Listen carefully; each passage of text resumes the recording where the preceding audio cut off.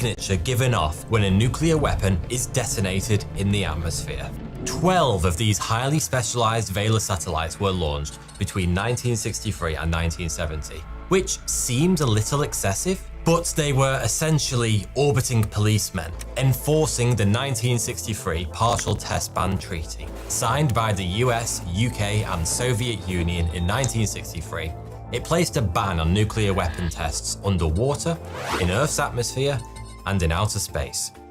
So, if one of these Vela satellites detected a nuclear weapons test anywhere in the world, then America would know about it within minutes and would America the holy shite out of the perpetrator. Or at least that was the theory. And then, it happened. On the 22nd of September 1979, the Vela 6911 satellite detected the unmistakable double flash on its sensors. Someone had just detonated a nuclear test in the ocean between Africa and Antarctica. The only problem was, nobody should have been testing a nuclear device in Earth's atmosphere, and the United States had no idea who this someone was. Or did they?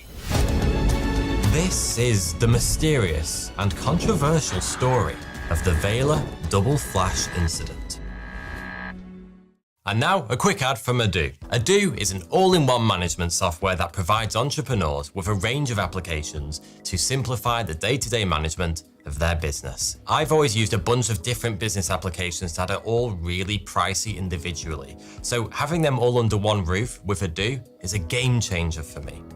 And the great thing about Odoo is that the first app is free for life, including hosting and support, such as the Odoo invoicing app that I've been using for free. Invoicing is probably the most frustrating part of running a business, so it helps when you have a beautiful, easy-to-use software that helps you with it.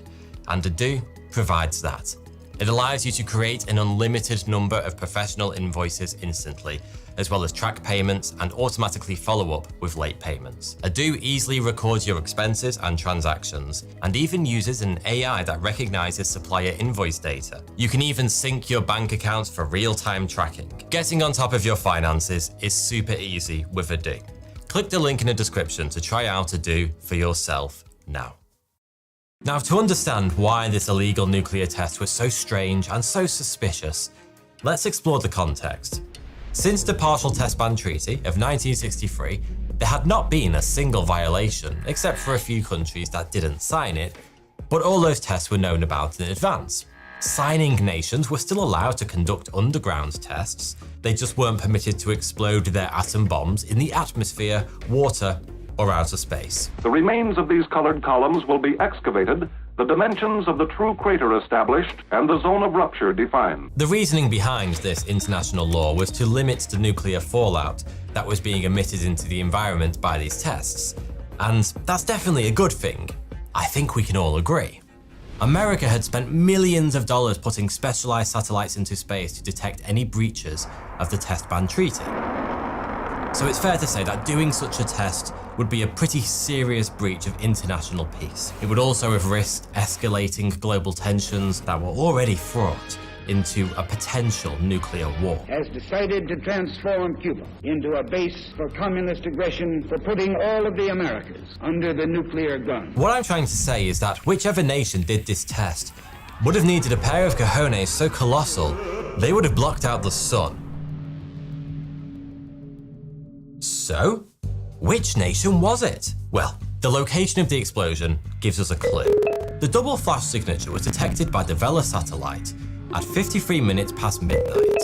Within minutes, it triggered an alarm back in the Patrick Air Force Base in Florida. They downloaded the data from the satellite and graphed it, and this, which has only recently been declassified, was the result. Each of those humps represents a sudden and very bright flash of light within Earth's atmosphere. These two humps together, in short succession, are the telltale sign of a nuclear blast. The staff on duty in the Air Force Base instantly knew what this meant, and they escalated it. After examining more data from other listening posts and satellites, as well as using a bit of triangulation, the Americans were able to calculate the rough coordinates of the blast.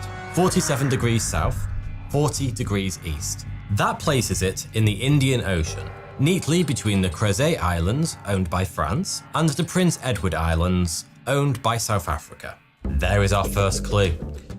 Jimmy Carter was president at the time, and we now know that he noted in his diary that the nuclear test might have been detonated from a ship, which means we're looking at France or South Africa as prime suspects. Of course, this is all circumstantial for now, but don't worry, there are a few more clues we can unpick. But before we explore that, you probably have a small doubt in your mind, because even the best sensors are not infallible. What if the most simple answer to all of this is that the Vela satellite got it wrong? What if that so-called double flash wasn't caused by an atmospheric nuclear test at all? Well, that's certainly a possibility, but here's why it's extremely unlikely. The Vela 6911 satellite was equipped with two optical sensors, with the most fabulous name, bang meters. I shit you not.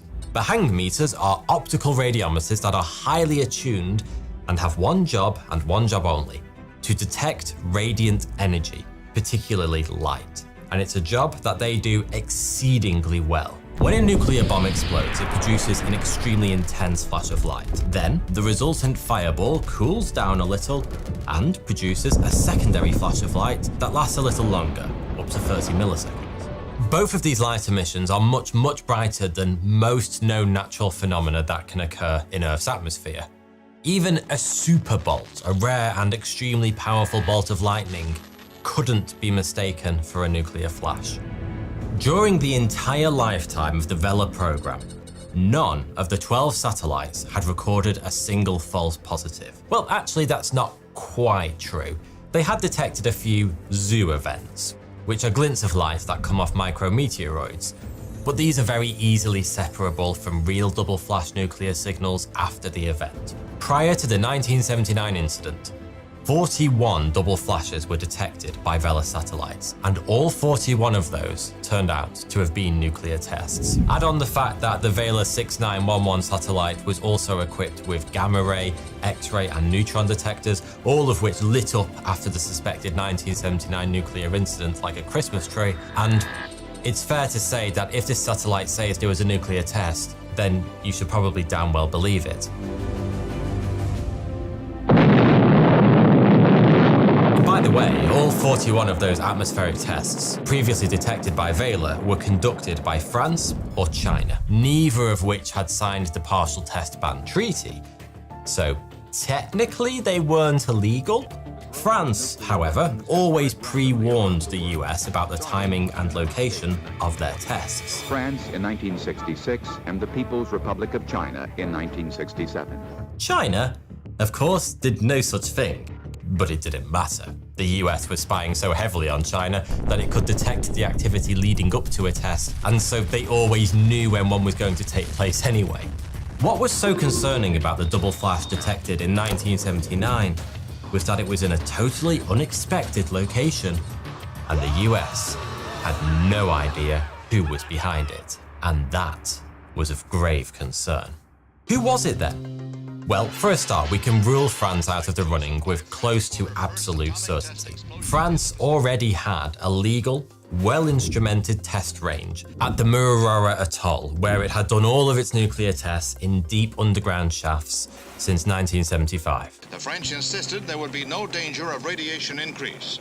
Also, US maritime surveillance had detected no French naval traffic around the Crozet or Prince Edward Island groups in the days and weeks before the blast. At least no detections that they made public. The Mururoa Atoll is also 7,000 miles away from the French-owned Crozet Islands, so there would have been no practical reason to conduct a test so far away from their existing setup. We now know that what the US had noted, however, were South African ships in the area.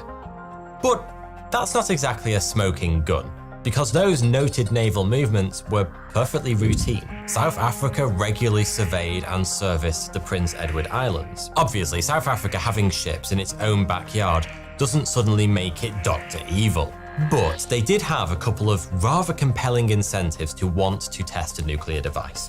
In 1979, the apartheid government in Pretoria was fighting a war against Angola, and 36,000 Cuban troops who had intervened on Angola's side were dug in, just north of the Namibian border. South Africa was terrified that they could push south at any moment. So, successfully testing a nuclear weapon and then rubbing that fact in Cuba's face would have been a not-so-subtle way of saying, take one more step south and see what happens. Then there's the fact that South Africa had been itching to test nuclear weapons before and had already had a slap on the wrist from the US because of it. Only 2 years earlier, the CIA had caught South Africa with their pants down inside a giant hole. They had been secretly digging a giant shaft in the Kalahari Desert for nuclear tests. But President Carter complained about it and the drilling was stopped. Since that was South Africa's only viable location for a legal underground nuclear testing site, this may have forced them to look further south and attempt to secretly test their weapons in the atmosphere of one of the most remote patches of ocean on the planet. Now, I know what you're thinking. That's it, case closed. South Africa had the means and the motive for a secret nuclear test. But what if I told you that at that time, South Africa had a secret friend, and it might have been a case of, these nuclear weapons aren't mine. Oh no, I'm just holding them for a friend. And that friend was Israel. You see, in the 1970s, much like today, Israel was surrounded by incredibly hostile nations. It has always been a lone wolf in a sea of enemies who would, for the most part, love nothing more than to wipe it off the map. Whereas countries like the USA and Russia are frequently and proudly proclaiming to the world that they have a nuclear deterrent, Israel has historically adopted a rather different strategy. They maintain what's called nuclear ambiguity, which essentially boils down to other nations asking, hey, Israel, do you have any nuclear weapons? To which they reply, I know nothing about the horse. In other words, they are constantly in a state of Schrodinger's atomic bomb, neither publicly denying or accepting that they have or wish to have nuclear weapons. Obviously, this puts Israel in a rather difficult situation when it comes to testing their weapons. Unlike the US or France, who will somewhat publicly announce their tests, Israel has to test in secret. Otherwise, the state of their Schrodinger's nuclear arsenal is revealed to the world. And it just so happened that they had a very strong and secretive alliance with a certain South Africa. This unusual alliance was actually quite fitting. Both nations were outcasts on the global stage, South Africa with its apartheid regime and Israel for its constant conflict with their neighbours. Both nations were also secretly trying to develop nuclear weapons. Therefore, it was kismet that they should have teamed up.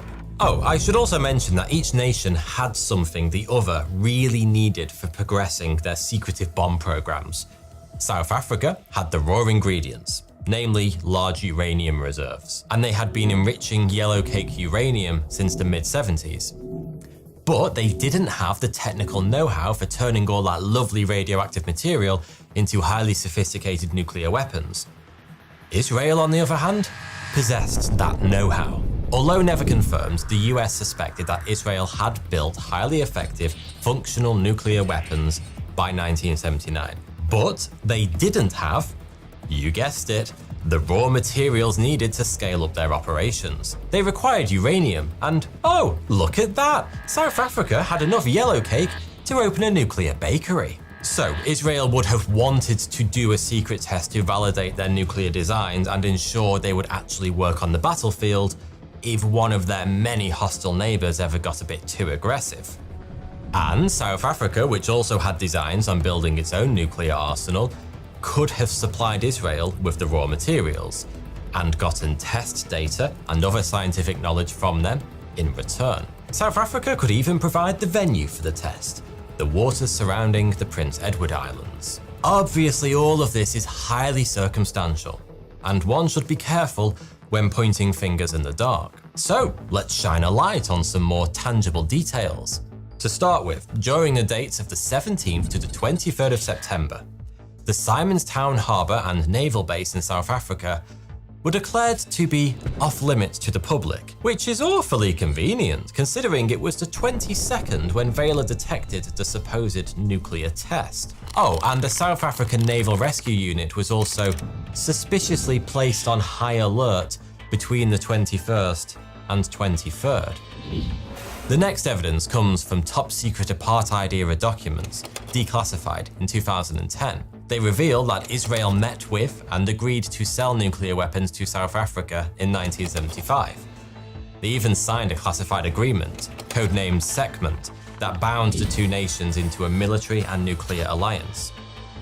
And then there's the most damning evidence we have to date. Commodore Dieter Gerhardt was a convicted Soviet spy who was the commander of the Simonstown Naval Base at the time of the Vela incident. In 1994, he was released from prison, and upon his release, he said, "Although I was not directly involved in planning or carrying out the operation, I learned unofficially that the flash was produced by an Israeli-South African test, codenamed Operation Phoenix. The explosion was clean and was not supposed to be detected, but they were not as smart as they thought, and the weather changed, so the Americans were able to pick it up." Sounds pretty damning, but once again, we shouldn't point fingers in the dark, and I must make you aware that the original source of this quote has been either lost to history or purposely misplaced.